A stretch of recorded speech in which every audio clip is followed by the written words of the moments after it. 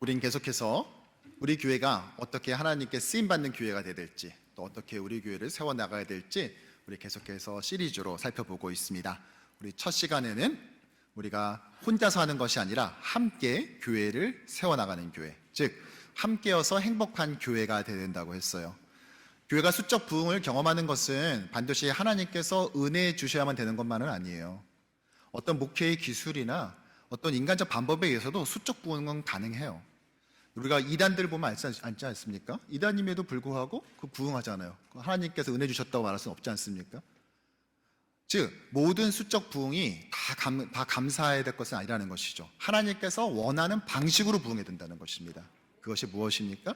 네, 목회의 기술이나 사람의 그 입맛에 맞춰서 그렇게 움직이는 그런 교회가 아니라 함께 더불어서 주님께서 원하시는 그 방식대로 헬라파 가부과 또 히브리파 가부를 갈등이 있었을 때 일곱 집사를 세워서 더불어서 함께 교회를 만들어가면서 부흥하는 것, 즉 그 방식조차도 성경적일 때 그것은 비로소 건강한 부흥, 하나님께서 은혜 주신 부흥이다 우리 말할 수 있다는 것입니다. 지난주 두 번째 시간에는 첫 마디부터 따뜻한 교회를 살펴봤습니다. 두 번째 마디는 이미 늦습니다. 첫 마디부터 방향을 정확히 정해야 돼요. 그래서 마음속에서 따뜻한 말, 그래서 오직 덕이 되는 대로, 즉 교회를 세우는 말을 처음부터 선택해서 내뱉어야 된다라고 말했습니다. 우리가 지금까지 가장 많이 하는 실수, 거짓말이나 욕설도 문제지만 더 큰 교회의 문제들은 대부분 다 어수움에서 나왔다고 그랬죠. 사실이 아님에도 불구하고 그냥 내가 스스로 짐작해서, 지레 짐작해서 그걸 거야 라고 추측해서 내뱉는 말, 마치 예수 그리스도의 치유 사건을 지켜본 바리새인들이 저건 바알세불의 힘으로 하는 거야 라고 어수움해서 예수를 비난하면서 내뱉었던 것처럼 우리 스스로가 어수움하지 않도록 우리는 스스로 우리의 언어를 점검하고 돌아봐야 된다는 것입니다. 사실 교회뿐만 아니라 하나님께서 만드신 또 다른 공동체인 가정 역시도 마찬가지죠. 가정이 망가지는 가장 큰 이유는 가족 구성원끼리 서로 어수움해서 내뱉기 때문이에요. 우리는 그렇게 하는 것이 아니라 우리가 스스로 정확하게 점검해보고 확실할 때만 우리가 그렇게 말하되 그마저도 따뜻한 첫 마디를 우리는 선택해야 한다는 것입니다. 오늘 이제 세 번째 시간으로 기도로 서로를 닮는 교회라는 말씀으로 지금 제목으로 주의 말씀 증거하겠습니다. 우리가 쓰는 표현 중에 말로는 가능하지만 현실에서는 불가능한 것들이 있습니다. 이 두 가지가 딱 보면은 함께 공존하기가 힘들다 하는 것들이죠.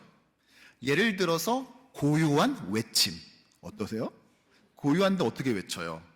소리 없는 아우성. 참 힘들죠. 눈을 감고 다 지켜본다. 아니, 눈을 감는데 어떻게 지켜볼까요? 학생들에게도 이런 것이 있을 겁니다. 설레는 시험 기간. 야, 이게 가능합니까? 또 어른들 같은 경우에는요, 행복한 다이어트. 이런 말 하는 사람은요, 안 해봤으니까 하는 얘기예요. 제가 올해 4월에 한 달 동안 20파운드를 빼봤거든요. 하나도 안 행복했어요. 피검사 결과를 받아들 때만 보상받고 위로를 받는 느낌이었지 그 과정은 행복하지 않았습니다. 그런데 또 어떤 분은 이런 말을 하시더라고요.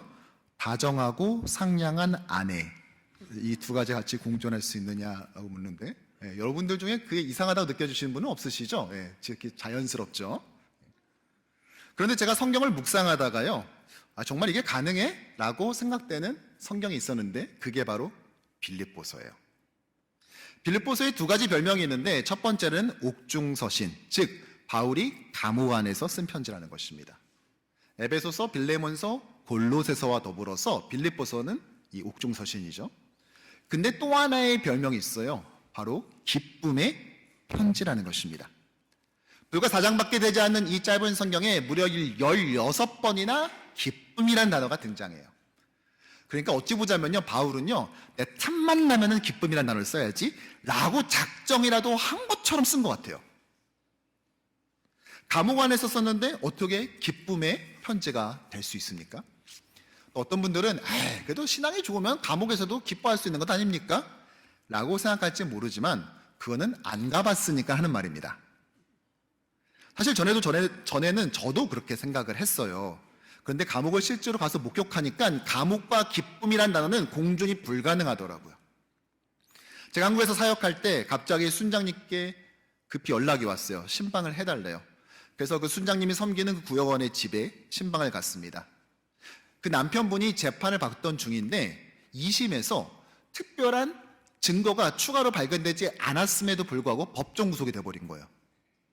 그날 법원 갔다 와서 같이 식사하려고 준비했던 저녁 식사는 다 식어서 식탁에 놓여 있더라고요. 그 구역원은 우시고 구역업자님은, 순장님은 위로해 주시고, 그러면서 남편이 신앙생활 잘 하지 않으니까 좀 구치소를 면회를 좀 가달라고 부탁하셔서 제가 방문을 했습니다. 사실 그 재판이 사회적으로는 조금 유명한 재판이었어요. 그리고 제가 그분을 봤을 때 너무 놀랐습니다. 신문에서 보던 분을 직접 봐서 놀란 게 아니라 그분의 눈을 보고 놀랐어요. 사람이 검은 자와 흰 자가 있잖아요. 그런데 그분은 검은 자는 있는데 흰 자가 없더라고요. 다 빨간 자예요. 너무 스트레스를 받으니까 이 실핏줄이 다 터져버려서 빨갛더라고요. 제가 그날 말씀으로 짧게 말씀을 전하고 또 기도해드리고 위로해주면서 나오면서 드는 생각이 있어요. 감옥이란 이런 곳이구나. 그러면서 들었던 생각이 빌립보서에 대한 말씀이에요. 아니, 그런데 어떻게 바울은 기쁨의 편지를 쓸 수 있었던 것이지? 바로 이것인 것이죠.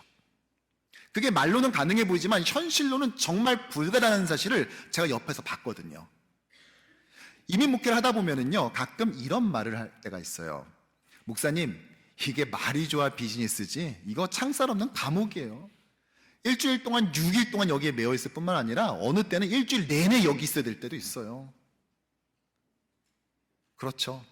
단 하루의 휴일, 아니 심지어 단 하루의 낮잠조차도 허락하지 않는 것이 이민의 삶 아니겠습니까? 그리고 이민교회 목회자로서 저는 이런 생각을 해봤어요. 이렇게 힘든 삶의 무게를 짊어진 이민자에게 있어서 교회란 과연 어떠한 의미인가? 또한 나는 과연 어떠한 이민 목회를 해 나가야 하는 것인가? 이민교회는 과연 어떠한 사명을 감당해야만 하는가? 그리고 저는 그 답을 오늘 이 본문에서 찾았습니다. 그러니까 이 빌립보서는 치열한 삶을 살아가는 우리에게 헌법에는 거주와 이동의 자유가 있다고 명시되어 있지만 실제로는 그러기가 쉽지 않는 삶을 살아가는 우리 이민교회 성도들에게 남다른 통찰과 놀라운 희망의 빛을 전해주고 있는 것입니다. 뿐만 아니라 우리 교회가 어떻게 성도를 위로하며 천국 공동체를 세워나가야 될지 알려주지요. 과연 무엇이 감옥 안에 있던 바울에게 넘치는 기쁨을 가져다 주었을까요? 또한 우리는 어떻게 이민생활 가운데 그 기쁨을 맛볼 수 있는 것일까요? 오늘 이 시간 이 말씀 앞에 선 우리 모두에게 이 기쁨의 비밀을 발견하고 또한 누리게 되는 놀라운 은혜가 임하길 주님의 이름으로 축원합니다. 먼저 오늘의 배경을 살펴보죠. 바울은 복음을 전하다가 로마 제국에 체포되고 감옥으로 갔습니다. 어쩌면 사형에 처해질 수도 있는 상황이었어요. 분명 그는 육체적으로 또 심리적으로 힘들었을 거예요. 오늘 7절에도 바울은 나의 매임이라고 말을 했는데요, 문자적으로는 족쇄란 뜻입니다. 그리고 바울은 이 족쇄라는 단어를 빌립보서에서 반복해서 사용해요. 당시 실제로 죄수들의 탈옥을 방지하고 또 죄수들에게 더욱더 고통을 가중시키기 위해서 이 손과 발에 싸는 하는 족쇄를 무겁게 만든 경우가 많았습니다. 그래서 풀려나고 난 다음에도 손과 발에 영구 장애를 입는 경우가 많았다고 해요. 하지만 바울의 고통은 이런 육체적 통증만은 아니었어요. 그는 심리적으로도 위축됐을 거예요. 당시 초대교회 안에는요, 바울을 시기 질투하는 세력이 있었어요. 평소에는 목회하자고 해도 열심히 안 하더니 바울의 체포 소식을 들은 사람들이 갑자기 열심히 하는 거예요. 불순한 의도로 말이죠. 빌립보서 1장 17절에 이렇게 말하고 있습니다. 그들은 나의 매임에 괴로움을 더하게 할 줄로 생각하여 순수하지 못하게 다툼으로 그리스도를 전파하느니라. 그러니까 육체적 통증과 더불어서 정신적, 심리적 고통까지 덧붙여진 것이 바로 바울의 상황이었던 것이죠. 그런데 어떻게 그는 이 기쁨의 편지를 쓴 것일까? 너무 힘든 나머지 정신줄을 살짝 놓았던 것일까요? 아닙니다. 이때 바울을 굳게 잡아주던 무엇이 있었습니다. 그것은 바로 공동체를 통한 교회를 통한 수평적 사랑이었어요. 어느 날 교도관이 말합니다. 4352번 바울 면회. 그러고 나가봤더니 내가 옛날에 개척했었던 빌립보 교회의 지도자인 에바브로디도가 자신을 면회를 온 겁니다. 그러면서 빌립보 교회 성도들의 문안을 전해줘요. 그리고 그들이 정성을 다해 준비한 선교비를 전달해 주었어요. 여러분, 빌립보 교회가 어떤 교회죠? 우리가 아는 것처럼 바울은 원래 아시아 지역으로 복음을 전하려 했죠. 그러니까 우회전하려고 그랬어요. 그런데 환상 속에서 와서 우리를 도우라라는 그 말씀을 깨닫고 난 다음에 그는 좌회전을 해서 마게도냐로 갔고 그곳에서 처음 세운 교회가 바로 유럽의 첫 교회 빌립보 교회예요. 그때 자주장사 루디아, 지금으로 말하자면 명품 옷가게 여사장이었던 루디아가 자기 집을 오픈해서 세운 교회입니다. 그런데 그 교회, 내가 목사 안수 받은 지 얼마 안 됐을 때 한참 전에 개척했었던 그 교회, 근데 그 교회 지도자가 여기를 방문한 것입니다. 정작 나랑 동역했던 사람들은 나를 괴롭게 하려고 열심히 목회하고 있는 이런 상황 가운데 옛날에 개척했던 그 교회 성도가 왔다고요. 여러분, 그들의 면회 장면을 한번 상상해 보실래요? 목사님, 김 집사님 기억나죠? 아, 그럼 김 집사님 어떻게 지내니? 김 집사님이요, 목사님 평소 이거 좋아했다고 이거 좀 구워서 갖다 드리라고 해서 갖고 왔어요. 빨리 드셔보세요. 최 권사님 기억나세요? 아유, 그럼 기억나지. 이거 감옥 가서 입을 때 이거 좀 추우실까봐 이거 입으시라고 직접 손으로 만드신 거 이거 하세요. 박장로님 기억나세요? 아, 그럼 알지. 그 집 아들 벌써 커서요 우리 교회에서 열심히 일하고 있어요. 아, 그러니 성도들의 이 소식과 이 자그마한 정성을 다한 선물들을 받아들 때 그 안에서 어떤 일이 벌어졌을 것 같아요? 바울은요, 여기가 감옥인지 어딘지를 다 까먹어 버렸어요.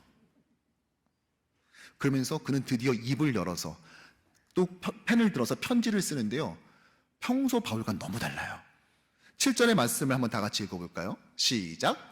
내가 너희 무리를 위하여 이와 같이 생각하는 것이 마땅하니 이는 너희가 내 마음에 있음이며. 뭐라고요? 내 마음에 있음이며. 무슨 말이에요? 한마디로 내 안에 너 있다? 지금 이러고 있는 거예요. 이거 어디서 많이 들어본 말 아니에요? 2004년 6월 한국에서 20부작으로 공전의 히트를 친 파리의 연인이라는 드라마가 있었어요.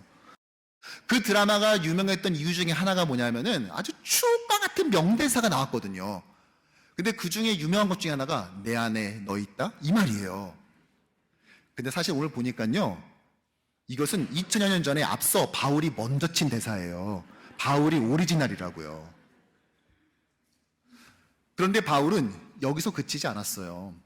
바울은 빌립보 교회를 향한 자기의 사랑을 굳이 표현하기 위해서 뭘 걸었습니다.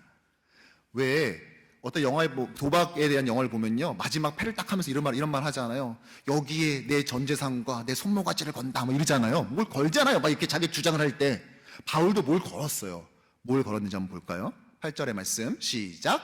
내가 예수 그리스도의 심장으로 너희 무리를 얼마나 사모하는지 하나님이 내 증인이시니라.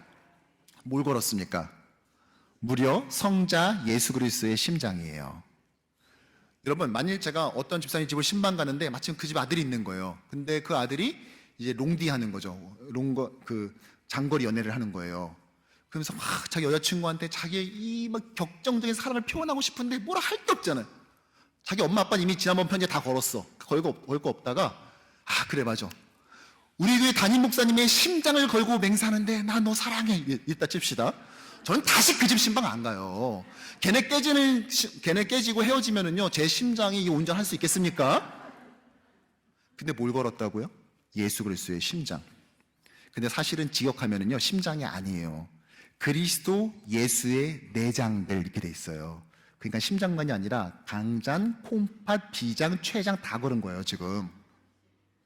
여러분, 이건 사실은요, 약간 로스 템포예요. 그렇지 않아요? 아무리 흥분해도 그렇지, 이게 걸 게 따로 있지, 성자 예수의 심장을 막 들먹거리면서 이거 경우에 따라서 문제삼아 삼아지지 않겠습니까? 이게 바울이니까 넘어가지, 제가 이런 말 했으면요, 저 목사 좀 이상한데 싶을 거예요, 아마요. 그런데 바울은 왜 이런 표현을 쓰죠? 빌립보 교회를 향한 이 자기의 사랑을 어떻게든 표현하고 싶은 거죠. 성자만 건든 게 아니에요, 사실은. 성부도 증인석에 앉힙니다. 하나님은 내 증인이시라. 증인석에 앉아서 증언하래요. 뭘요? 내가 빌립보 교회 성도들 얼마나 사랑하는지 하나님은 증언하래요, 거기서요. 여러분, 이거는 바울 스타일 아닙니다. 이런 식의 그 문체는요, 바울 스타일이 아니라고요. 갈라디아서 로마서 보십시오. 바울은 어떻게 하죠? 논리정연하게 써내갑니다. 그리고 예상되는 반론을 자기가 먼저 제시해요. 그러면서 촘촘히 다 채워넣어요, 그 틈을. 이게 원래 바울의 글쓰기예요. 그런데 바울이 오늘 여기서는요, 감수성이 터져 나옵니다. 이게 막 소녀소녀한 그런 느낌 있잖아요. 이게 연애편지인지 성경인지 알 수 없는 편지를 써놨어요. 많은 학자들이 그래서 우정의 편지, 심지어 가족 편지라고까지 이 편지에 대해서 말을 하고 있을 지경입니다. 도대체 무엇이 바울을 이렇게 변하게 한 것입니까? 아니, 무엇이 바울의 이 문체를 싹 다 바꿔버렸습니까? 무엇이 바울이 이 정도면 영적 조증이거든요. 조증이 뭐예요? 우울증은 따라앉는 거죠. 조증은요, 흥분해서 계속 흥분 상태에 있는 거거든요. 아드레날린이 계속해서 나오는 겁니다. 무엇이 바울로 하여금 이런 영적 조증에 빠져서 자기가 지금 감옥에 있는지 천국에 있는지도 헷갈리게 만들어 버렸습니까? 무엇이죠? 수평적 사랑. 수평적 사랑은요, 이 땅에서 천국을 미리 맛보게 합니다. 공동체의 사랑은요, 감옥의 창살을 지워버립니다. 교회 안에 서로 간에 느끼는 지체의 사랑은요, 이민 생활의 아픔을 삭제시켜버리는 것입니다. 그런데 우리가 현실적으로 서로를 다 알기는 힘들어요. 부부끼리도 봉사하다 보면은요, 아내는 다른 예배 나오고 남편 다른 예배 나올 수도 있잖아요. 부부끼리 이럴진데 1부 나오고 3부 예배 나오면은요, 이게 1년, 2년, 3년, 10년을 다녀도 서로 동선이 안 겹치니까 저런 분이 우리 교인이었어요? 라고 할 수가 있지 않습니까? 그래서 교회는요, 현실적 대안이 무엇이겠어요? 그렇죠. 교회 안에 또 다른 공동체, 즉 소그룹을 만드는 것이에요. 그 소그룹을 통해서 서로를 깊이 친밀하게 알아가고 서로 교제하게 하는 것이죠. 그래서 수평적 사랑이 교회 안에 구석구석 사각지도 없이 흘러가게 하는 것입니다. 실제로 지난 팬데믹 기간 동안 별로 타격을 입지 않는 교회들을 조사해봤더니요, 공통점이 몇 가지 나오는데 그 중에 하나가 바로 소그룹이 활성화되어 있는 교회였어요.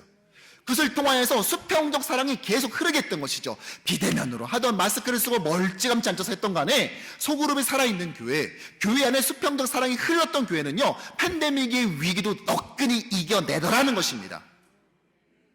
그래서 우리 교회 역시도 이제 이런 수평적 사랑이 흐를 수 있는 소그룹을 만들어 가려고 해요. 이것을 통해서 이 거친 이민 생활을 살지만 내가 이민자의 삶을 사는지 천국의 삶을 사는지 헷갈릴 지경이 되는, 정말 이런 영적 조증, 이 영적 기쁨, 어떤 것도 나의 기쁨을 빼앗기지 못하게 만드는 하늘로부터 폭포수와 같이 쏟아지는 이 기쁨을 충만히 누리는 교회 되기를 간절히 소원합니다. 그런데요, 바울은 여기서 끝나지 않아요. 나 너 사랑해, 여기서 끝나지 않는다고요. 바울의 이 사랑은요, 이 격정적 사랑은요, 다음 어떠한 한 가지 행동으로 이어지는데 바로 9절의 말씀이에요. 다 같이 읽어볼까요? 내가 기도하노라 너희 사랑을 지식과 모든 총명으로 점점 더 풍성하게 하사. 교회를 향한 수평적 사랑은 기도로 이어집니다. 그렇죠. 기독교는 원래 태생이 누군가를 사랑하면 기도할 수밖에 없어요. 난 너 사랑하는데 기도는 못해줘. 이게 기독교 안에서 가능해요? 불가능하죠. 그러니까 교회를 사랑하면 교회를 위해 기도할 수밖에 없는 거예요. 실제로 아더 핑크가 뭐라고 말했습니까? 이웃 사랑의 척도는 우리가 그들을 위해 기도하는 횟수와 진지함에 의해 결정된다. 즉 우리가 어떤 집사님, 어떤 권사님, 어떤 장로님을 사랑하게 되면은요, 그 분을 위해서 진심을 다해 기도하고 정기적으로 기도할 수밖에 없다라는 것이죠. 기도도 안 하면서 사랑해요, 이것은 거짓말이라는 것입니다. 그런데 저는 주목한 게요, 단순히 기도했다가 아니에요. 무엇을 놓고 기도했냐지. 즉 기도의 콘텐츠가 뭐였냐는 것입니다. 바울은 지금 빌립보 교회를 위해서 무엇을 위해서 기도하죠? 네, 바로 풍성한 사랑이에요. 너희의 사랑이 풍성하게 되라요. 바울은 많은 것 중에 왜 하필 풍성한 사랑이 있기를 기도했던 것일까요? 네, 그것은 그들에게 그게 제일 필요했어요, 그때. 앞서 말씀드린 것처럼 빌립보 교회는 시작부터 자주장사 루디아가 자기 집을 오픈하면서 시작됐어요. 그러니까 시작부터 여성 리더십이 강력했던 교회예요. 성경 안에 빌립보 교인으로 확실한 교인 명단 4명이 나와요. 근데 그 중에 3명이 여자입니다. 그만큼 여성 리더십이 강력했던 교회였던 것 같아요. 그런데 그 안에서 유오디아와 순두계라는 두 여자가 불화가 있었던 것 같아요. 그로 인해 교회가 어려움이 있었어요. 실제로 4장 2절을요, 쉬운 성경은 이렇게 번역을 했어요. 유오디아와 순두계에게 권합니다. 주님 안에서 화해하십시오. 그러기에 바울은요, 빌립보 교회를 위해 기도하면서 그들에게 가장 필요한 풍성한 사랑, 즉 화해를 하도록 기도한 것이죠. 뿐만 아니라 10절에서 바울은 또 한 가지 기도를 합니다. 10절의 말씀 다 같이 읽겠습니다. 너희로 지극히 선한 것을 분별하며 또 진실하여 허물 없이 그리스도의 날까지 이르고 아멘. 바울은 그들이 선한 것을 분별하는 영적 분별력을 가지도록 기도했어요. 왜요? 역시 그것도 그들에게 가장 필요했거든요. 당시 빌립보 교회 안에는요, 이런 사람들이 있었어요. 육체의 할례를 받아야만 된다. 그 사람들은 모아놓고 이렇게 말했을 거예요. 잘 봐봐. 우리의 교주 누구야? 예수님이지? 예수님은 할례 했어 안 했어? 했지? 성경에 나오거든요. 8일 만에 할례 했잖아요. 그의 핵심 제자 12제자 했어요 안 했어요? 네, 유대 남성으로 태어났으면 난지 8일 만에 할례를 합니다. 또 우리에게 이 복음을 전했던 이방인의 사도 바울조차도 할례를 했잖아요. 자, 봐, 다 했잖아. 그러니까 할례를 해야 구원받는 건 상식 아니겠니? 이런 말에 헷갈리기 시작하는 거예요. 그러니까 바울은 오늘 기도하면서 영적 분별력을 가지고 절대 믿음으로 구원받는 이 신앙에서, 이 복음에서 떠나지 않도록 그들에게 가장 필요한 것을 위해서 기도했다라는 것입니다. 즉 바울은요, 그들에게 무엇이 필요한지를 정확하게 알았어요. 바울은 그들의 사랑을 담아서 무턱대고 아무렇게나 우격다짐으로 기도한 거 아니에요. 그렇게 기도한 거. 덮어놓고 기도하면 하나님이 알아서 다 해. 이런 식으로 기도하지 않았다고요. 바울은 기도의 연약함, 그들의 부족함이 뭔지를 알았고 자신의 그것을 비난한 것이 아니라 자신의 기도로 그 부족함을 채우려 했다는 것입니다. 사랑하는 성도 여러분, 우린 어때요? 우린 어떻습니까? 지금은 여러분은 여러분 옆에 앉아있는 지체의 기도 제목을 알고 있습니까? 여러분은 자신의 삶의 부족함을 채워주는 기도의 동역자가 있어요? 나는 오늘 우리 교회에 있는 또 다른 누군가를 위해서, 그의 연약함을 위해서 기도하는, 정기적으로 기도하는 그런 기도 동역자들이 있습니까? 여러분, 이것은 너무나 중요한 문제예요. 여러분들이 지금 가장 최근에 누군가 같이 삶을 나누고 진지하게 나누고 다 같이 모여서 함께 교회에서 기도하고 이런 거 말고요, 개인적으로 정기적으로 만나서 기도 제목을 나누고 안전한 가운데 비밀을 유지해 주면서 그를 위해 진심을 다해 기도한 마지막 기억이 언제예요? 어제? 지난주? 지난달? 작년? 3년 안은 됩니까? 여러분, 우리는 잘 생각해 봅니다. 교회 안에 수평적인 사랑이 흐를 뿐만 아니라 우리는 그 사랑이 반드시 기도로 이어지도록 해야 돼요.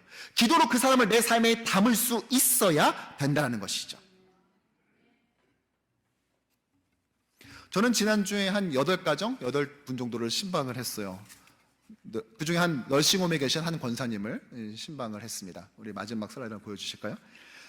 그 권사님은요, 이제 기억을 잃어가고 있어요. 그리고 이제 말을 하는데 지장을 받고 있어요. 그래서 말을 하고 싶더라도 2단어를 내뱉으면 그 다음 단어는 할 수가 없어요. 어떤 말을 해야 될지 이제 기억이 안 나는 것이죠. 할 수가 없는 거죠. 그리고 그분의 널싱홈을 신방을 했을 때요, 한 가지 인상 깊었던 것이 있습니다. 널싱홈이라는 게 그 공간이 많지가 않아요. 그래서 수납 공간이라고 해봤자 요만한 탁자가 다예요. 보통 거기에 가족 사진이나 음료수를 올려놓습니다. 그런데 이분은요, 무슨 서류가 있는 거예요. 그걸 저한테 보여주시더라고요. 그래서 제가 빌려갖고 왔어요. 다시 돌려드려야 돼요. 이건데 이게 뭔가 봤더니 본인이 이제 건강을 잃기 전에 우리 교회에서 신앙생활하면서 본인이 전도했던 분들을 적어놓은 거예요. 그런데 제가 숫자가 좀 적진 않더라고요. 근데 제가 그걸 보고 놀란 건 아니에요. 제가 한국에서 전도 폭발 훈련을 담당했기 때문에 그때도 매주마다 현장에 성도들을 보내고 또 결신하면은 그 기록을 꼭 기록하게 했어요. 그 중에 베테랑 스태프들은요, 숫자가 정말 엄청나요. 목사인 저도 존경이 절로 나옵니다. 그냥 제가 숫자 보고 놀라진 않죠. 근데 제가 보고 놀란 건 다른 이유 때문이에요. 첫 장에 그분이 자신이 전도한 사람들의 수를 써놨더라고요. 179명. 그런데 이 숫자는 저한테 그럴 수 있지, 그런 분들 봤으니까. 그런데 놀란 건 그 다음 장이었어요. 다음 장을 넘기니까요, 본인이 전도한 사람의 이름, 교회 출석 여부, 그리고 그들의 기도 제목이 꼼꼼히 적혀 있었어요. 어떤 분은 갑상선 암 진단을 받으셨고, 또 어떤 분은 노모가 예민해서 힘들어하세요. 어떤 분은 교통사고 후유증으로 무릎 수술을 받았고, 어떤 분은 넘어져서 허리를 최근에 다쳤어요. 또 어떤 분은 당분간 한국에 장기 체류를 할 예정이에요. 이것들이 꼼꼼하게 적혀 있는 거예요. 전도만 하면 끝이 아니라 결심기도 시키고 카운트 올린 다음에 내가 몇 명 전도했어요 하는 것이 아니라 자신이 전도한 그 한 사람 한 사람에 대해서 계속해서 관심을 거두지 않으면서 그들을 위해서 기도하기를 쉬지 않았던 것이죠. 바울이 마치 자신이 전도해서 교회를 개척하고 끝낸 것이 아니라 계속해서 편지를 써서 양육했고, 뿐만 아니라 그들의 기도 제목을 정확히 알고 중보 기도했던 것처럼 말이죠. 여러분, 사실 우리는 공동체의 기도의 필요성을 알아야 될 뿐만이 아니라 이 강력함을 실감해야 됩니다. 그것이 바로 사도행전 12장에 나와 있죠. 헤롯에 의해서 베드로 사도가 구금되고 체포됐어요. 어떻게 했죠? 교회는 모여서 함께 기도했어요. 그러자 하나님이 천사를 보내서 그를 꺼내왔습니다. 무슨 말입니까?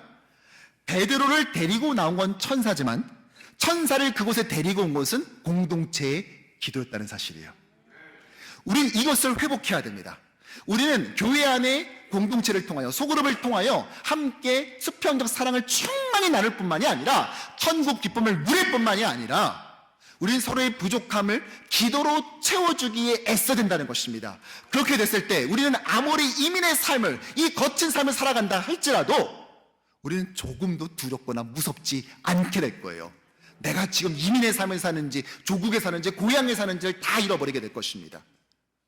바라기는 우리 효신장로교회 공동체가 이 수평적 사랑에 충만하고 그 기쁨에 덩실덩실 춤출 뿐만이 아니라 서로를 위한 굳건한 기도로서 든든히 세워져가는 그런 교회 되기를 주님의 이름으로 축복합니다.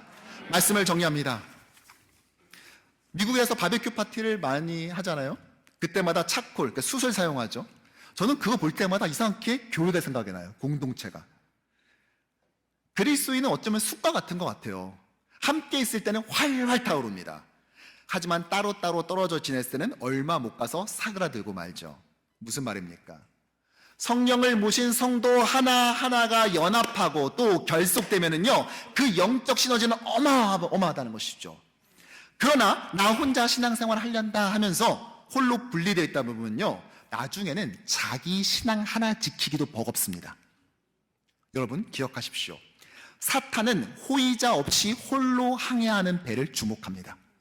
여러분이 그것이 되지 않길 원합니다. 우리가 오해하는 것 중에 하나가 사도 바울이 완벽하고 마치 완전한 사람으로 생각하는 거예요. 하지만 그 역시 우리와 같은 감정을 가졌고 때로는 절망했어요. 바울은 드로아에서 복음 전파의 기회가 충분히 있었음에도 불구하고 디도가 예상보다 늦게 오자 마음이 불편했고 그곳을 떠났어요. 그래서 다른 곳으로 갔어요. 그는 극심한 외로움을 경험했고요, 자신의 그 마음을 솔직하게 영적 아들인 디모데에게 편지를 썼고 그 안에 남아있습니다. 무슨 말이에요? 바울도 사람이라는 겁니다. 그도 혼자서는 힘들었어요. 그러고 보면 바울은 언제나 누군가 늘 함께였습니다. 바울이 처음 쓴 편지로 알려진 갈라디아서를 보면 어떻게 시작합니까? 나와 함께 있는 모든 형제들과 함께 너희 갈라디아 교회에게 문안한다. 또 다른 그의 초기 저작인 데살로니가 전서와 후서는 어떻게 시작하죠? 나 바울은 디모데와 실라와 함께 너희에게 문안한다. 즉 바울의 신앙생활은요, 소그룹과 함께한 신앙생활이었던 것입니다. 아니, 바울도 이렇게 소그룹 안에서 공동체와 더불어 신앙생활하고 선교를 감당했다면 우리는 어떻게 해야 할까요? 따라서 소그룹은 우리 신앙생활에 있어서 선택이 아니라 반드시 있어야 하는 것입니다. 그리고 그것을 회복해 가려고 해요. 오늘 설교 제목이요, 기도로 서로를 담는 교회예요. 기도로 서로를 담는 교회. 여러분, 우리가 서로 간에 바울이 했던 것처럼 내 안에 너 있다, 나 안에 집사님이 있다, 내 안에 권사님이 있어요, 내 안에 장로님이 있어요 할 수 있어야 된다는 것이죠. 어떻게 담아낼까요? 돈을 엮을까요? 우리 같이 서로 참 관계를 얽혀서 절대 못 헤어지게 할까요? 뭐로 연결해야 돼요? 뭐로 담아내야 돼요? 그렇죠. 기도이죠. 여러분, 설이 담다라는 말이 있어요. 설이 담다. 이게 무슨 말이냐면은 어떠한 생각을 마음속 깊이 간직하다라는 뜻이에요. 제가요, 널싱홈과 또 노인 아파트에 있는 집사님, 권사님들을 신방하면서 그분들이 갖고 있는 무엇의 결핍, 부족함이 무엇일까 고민해 봤어요, 사실. 설교? 말씀? 그분들이 거동이 자유롭지 않으니까요, 하루 종일 기독교 방송 틀어놓으세요. 하루에 듣는 설교가 매일 10편이 넘는다고요. 말씀 부족하지 않아요. 저보다 더 많이 설교 들으세요. 찬송? 설교와 설교 사이마다 찬송 틀어줍니다. 헌금 인편으로 꼬박꼬박 보내고 계십니다. 아니, 그럼 도대체 뭐가 부족한 거죠? 그분들에게? 네. 제가 신방하면서, 어르신들 신방하면서 그들 가운데 설이 담고 있는 것을 한 가지 발견했는데, 바로 그분들이 함께 신앙생활했던 서로에 대한 사랑과 그리움이에요. 비록 그분들이 활동했을 때는요, 소그룹 또는 구역, 쌀, 목장이니 이런 이름조차도 가지지 못했지만 그들은 함께 새벽 기도하고 함께 주방에서 봉사하면서 이 힘든 이민의 삶이지만 그 순간만큼은 인종차별도, 언어의 장별도, 다음 달 렌트비에 대한 걱정조차도 싹 다 잃어버리고 함께 기쁠 수 있었던, 함께하는 것 자체로 공동체 안에 기쁠 수 있었던 그 소중한 추억, 그 그리움을 마음속으로 설이 담고 있더라고요. 사랑하는 성도 여러분, 우리는 지금 마음속에 무엇을 담고 있습니까? 무엇을 설이 담고 있습니까? 바라기는 우리가 서로를 향한 수평적 그 사랑을 설이 담기를 소원합니다. 또한 그 사랑은 거기서 멈추는 것이 아니라 감정적 차원에서 끝나는 것이 아니라 서로의 부족함을 나의 기도로 채워준다는 마음을 가지고 서로를 위해서 기도하되 정확히 알고 함께 기도하는 저와 여러분 됐으면 좋겠습니다. 저는 신방을 가면은요, 그렇게 물어보는 게 많아요. 제가 설교를 하는 게 아니라 계속 미국에 언제 왔어요? 왜 왔어요? 여기로 왔어요? 서부에서 왔어요? 자녀들은 몇 명이에요? 그 친구들은 신앙생활 하나요? 건강은 어떠세요? 계속 물어봐요. 목사가 아니라 마치 취재해온 기자 같아요. 왠지 아세요? 기도 제목 다 적어서 정리해서 내라고 하면 받을 수 있어요. 그런데 저도 사람이잖아요. 그거 쫙 읽다 보면 어떤 느낌 드는지 아십니까? 전화보도부 있는 것 같아요. 그래서 그 집을 방문해서 그분의 개인적 공간에서 그분이 뭘 걱정하는지, 뭘 고민하는지, 뭐 때문에 잠들지 못하는지 저는 그게 너무 궁금해요. 그리고 그걸 가지고 저에게 아무 능력이 없으나 제가 기도할 때 마지막에 붙이는 예수 그리스도의 이름에 힘입은 능력으로 주님께 구하면서, 주님, 이 권사님의 건강을 회복시켜 주셔서, 이 집사님의 아들이 이제 신앙으로 다시 돌아올 수 있게 허락하여 주셔서 기도하길 소원합니다. 그러나 저 혼자는 안 돼요. 목회자가 아무리 열심히 뛰어도요, 이 많은 인원을 감당할 수가 없어요. 그래서 우리는 이 안에 공동체를 만들고 그 공동체 안에서 이 기쁨을 누리게 해야 한다는 것입니다. 바라기는 우리 뉴욕 효신장로교회가 교회 안에 있는 많은 공동체들을 통하여서 정말 자생하는 공동체, 건강한 공동체들이 이곳저곳 세워져서 어떠한 은혜의 사각지대도 없이 서로가 수평적 사랑에 충만하여서 서로를 위해서 기도하고, 그러므로 이 땅에서 맛보는 천국을 경험하는 공동체 되기를 주님의 이름으로 축복합니다. 기도하겠습니다.